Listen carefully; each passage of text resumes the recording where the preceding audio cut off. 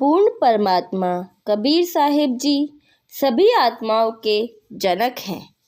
हम सभी जानते हैं कि कबीर साहिब आज से लगभग 600 वर्ष पहले इतिहास के भक्ति युग में जुलाहे की भूमिका निभाकर गए, पर वे वास्तव में कौन हैं?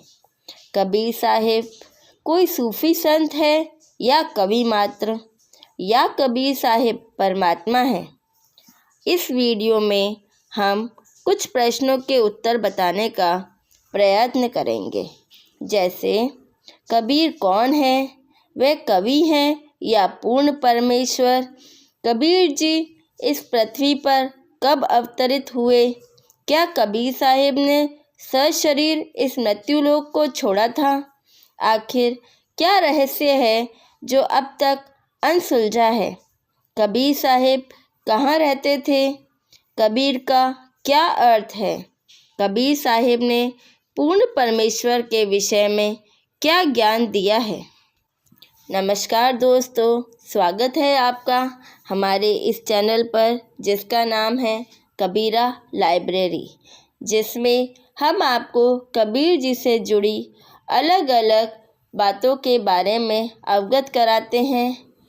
तो आइए आज हम जानते हैं कबीर परमात्मा की जीवनी के बारे में।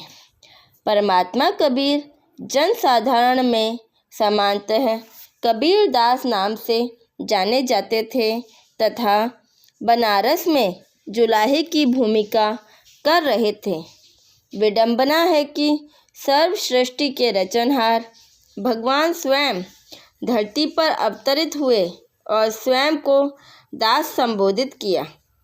कबीर साहिब के वास्तविक रूप से सभी अनजान थे, सिवाय उनके जिन्हें कबीर साहिब ने स्वयं दर्शन दिए और अपनी वास्तविक स्थिति से परिचित कराया, जिनमें नानक देव जी जो तिलवंडी पंजाब के थे, आदरणीय धर्मदास जी जिनका जन्म बांधवगढ़ मध्य प्रदेश में हुआ था, दादू साहिब जी जो गुजरात से हैं, शामिल हैं। वेद भी पूर्ण परमेश्वर के इस लीला की गवाही देते हैं। इस मंत्र में परमेश्वर कबीर जी को तस्कर अर्थात छुप कर कार्य करने वाला कहा है। नानक जी ने भी परमेश्वर कबीर साहिब की वास्तविक स्थिति से परिचित होने पर उन्हें ठग कहा है। कबीर परमेश्वर का अवतरण कहाँ और किस प्रकार हुआ? कबीर साहिब भारत के इतिहास में मध्यकाल के भक्ति युग में आए थे। उनकी बहुमूल्य एवं अनन्य कबीरवाणी कविता आज भी साहित्य की अनमोल धरोहर है। परमेश्वर की कबीरवाणी में ढेरों गूढ़ रहस्य भरे पड़े हैं, जिनके माध्यम से परमेश्वर ने विश्व को समझाने का प्रयत्न किया था। हम सभी लगभग बाल्यकाल से ही कबीर जी के दोहे या शब्द पढ़ते आए हैं। अतः आश्चर्य होना स्वाभाविक है कि आखिर कबीर जी कौन है? वास्तव में एक जुलाहे एवं कवि की भूमिका करने वाला जो मानव सदृश पृथ्वी पर अवतरित हुआ और अपनी प्यारी आत्माओं को सही आध्यात्मिक ज्ञान का बोध कराया, वह कोई और नहीं बल्कि पूर्ण ब्रह्म कबीर देव हैं। यह सभी धर्म ग्रंथों, पवित्र वेद, पवित्र कुरान शरीफ, पवित्र बाइबल, पवित्र गुरु ग्रंथ साहिब में प्रमाण है कि कबीर साहिब ही भगवान हैं। आइए हम आगे बढ़ें और जानें कि 600 वर्ष पहले इस मृत्युलोक में कबीर साहिब के माता पिता कौन थे? 600 वर्ष पूर्व किस प्रकार से अवतरित हुए एवं पूर्ण ब्रह्म कबीर साहिब कहाँ अवतरित हुए? जैसा वेदों में वर्णित है कि पूर्ण परमेश्वर कभी भी माता के गर्भ से जन्म नहीं लेता है। वह स्वयं सतलोक से अवतरित होते हैं और निसंतान दंपत्ति को प्राप्त होते हैं। 600 वर्ष पूर्व जब कबीर साहिब आए तो उन्होंने नीरू और नीमा को अपना माता पिता चुना। नीरू और नीमा निसंतान दंपति थे जो जुलाहे का कार्य करते थे। वह बालक रूपी कबीर परमात्मा को लहरतारा तालाब से उठाकर घर ले आए। यह परमेश्वर कबीर की अलौकिक लीला थी। नीरू और नीमा यानी कबीर परमेश्वर के माता पिता वास्तव में ब्राह्मण थे, जिन्हें अन्य ब्राह्मणों की ईर्ष्या के परिणाम स्वरूप मुसलमानों द्वारा जबरन धर्म परिवर्तित कर दिया गया था। नीरू का नाम गौरी शंकर था तथा नीमा का नाम सरस्वती था। वे दोनों शिव जी के उपासक थे। वे परमात्मा चाहने वाली आत्माओं के बीच शिव पुराण का कथावाचन किया करते थे।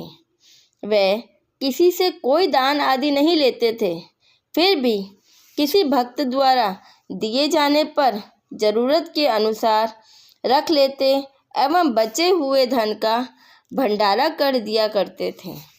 अन्य ब्राह्मणों को गौरी शंकर और सरस्वती द्वारा किए जाने वाली इस निस्वार्थ भाव से की जाने वाली कथा से ईर्ष्या होने लगी। गौरी शंकर किसी भी भक्त आत्मा को धन के लालच में बहकाता नहीं था, जिसके परिणाम स्वरूप वह अनुयायियों में प्रिय बन गया। वहीं दूसरी ओर मुसलमानों को यह पता हो गया कि कोई भी हिंदू ब्राह्मण उनके पक्ष में नहीं है, जिसका उन्होंने फ़ायदा उठाया और ज़बरदस्ती उनके घर में पानी छिड़क दिया एवं उन्हें भी पिला दिया, उन्हें धर्म परिवर्तित कर दिया। इस पर हिंदू ब्राह्मणों ने कहा कि वे मुसलमान हो चुके हैं एवं उनका अब कोई वास्ता नहीं रह सकता। बेचारे गौरी शंकर और सरस्वती के पास कोई रास्ता नहीं बचा। मुसलमानों ने उनका नाम क्रमशः नीरू और नीमा रख दिया। उन्हें जो भी दान मिला करता था वह उस समय का निर्वाह करके बाकी बचा हुआ दान कर दिया करते थे। अब ना तो उनके पास कोई संचित राशि थी और ना ही उनके पास आजीविका का कोई साधन बचा था, क्योंकि दान आना बंद हो गया था और वे मुसलमान ठहराए जा चुके थे। ऐसी स्थिति में उन्होंने चरखा लेकर जुलाहे का कार्य प्रारंभ कर दिया, किंतु अब भी वह मात्र जीविका निर्वाह का धन रखकर अन्य बचे धन का भंडारा कर देते थे। नीरू नीमा का गंगा में स्नान करना अन्य ब्राह्मणों ने बंद कर दिया था, क्योंकि उनके अनुसार वह मुसलमान हो गए थे। अब हम जानेंगे कि पूर्ण परमात्मा कहाँ प्रकट हुए। कलयुग में कबीर साहिब काशी में लहरतारा तालाब पर अवतरित हुए थे। लहरतारा तालाब में जल गंगा नदी का ही आता था। वर्ष 1398 को ज्येष्ठ की पूर्णिमा के दिन कबीर साहिब कमल के पुष्प पर अवतरित हुए। इस घटना के गवाह ऋषि अष्टानंद हुए, जो स्वामी रामानंद जी के शिष्य थे।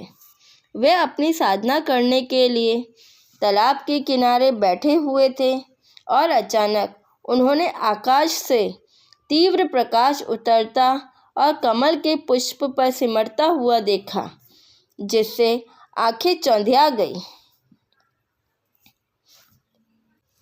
काशी में गंगा नदी की लहरों से लहरतारा तालाब, जो कि एक बड़ा तालाब था, भर जाता था। वह सदा गंगा के पवित्र जल से भरा रहता था। तालाब में कमल पुष्प उगते थे। ज्येष्ठ मास की पूर्णिमा को सन 1398 को सुबह ब्रह्म मुहूर्त में कबीर परमेश्वर सतलोक से सशरीर आकर शिशु रूप में लहरतारा तालाब के ही कमल के पुष्प में विराजमान हुए। इस घटना के प्रत्यक्ष दृष्टा स्वामी रामानंद जी के शिष्य ऋषि अष्टानंद जी थे। जो प्रतिदिन सुबह वहाँ साधना के लिए जाते थे। उन्होंने तेज प्रकाश उतरता देखा। उस तीव्र प्रकाश से सारा लहर तारा तालाब जगमगा उठा एवं स्वयं ऋषि अष्टानंद की आंखें चौंधिया गई। उन्होंने वह प्रकाश एक कोने में सिमटते देखा। अष्टानंद जी ने सोचा कि यह मेरी भक्ति की उपलब्धि है या कुछ अन्य अवतार अवतरित हुआ है। ऐसा सोचते हुए वे अपने गुरुदेव के पास पहुँचे। यहाँ नीरू नीमा गंगा नदी में नहाने से रोक दिए जाने के कारण लहर तारा तालाब में नहाने जाने लगे, क्योंकि उसमें भी गंगा का ही स्वच्छ जल रहता था। चूँकि वे निसंतान थे, अतः बालक के रूप में कबीर साहिब को देखकर अति प्रसन्न हुए। नीमा ने शिशु रूप में आए परमात्मा को हृदय से लगाया। तब नीरू को परमात्मा ने स्वयं उसी बालक रूप में ही घर ले चलने का आदेश दिया। इस प्रकार परमात्मा कबीर साहिब का लालन पोषण नीमा और नीरू के घर में किस प्रकार हुआ, वो हम जानेंगे हमारे अगले वीडियो में। हमारे साथ बने रहने के लिए धन्यवाद।